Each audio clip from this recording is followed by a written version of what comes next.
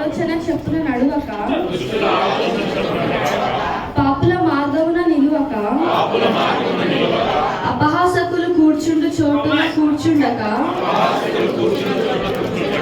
యెహోవా ధర్మశాస్త్రమునందు ఆనందించుచు దివారాత్రము దానిని ధ్యానించువాడు ధన్యుడు.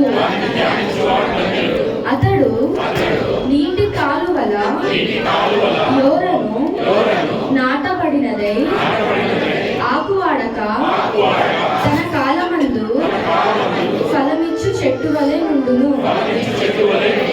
అతడు చేయనదంతయు సఫలమగును.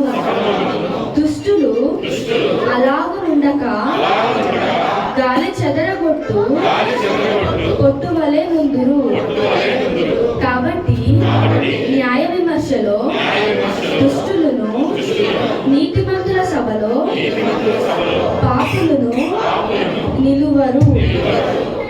నీతిమంతుల మార్గము యెహోవాకు తెలియను, దుష్టుల మార్గము నాశనమునకు నడుపును.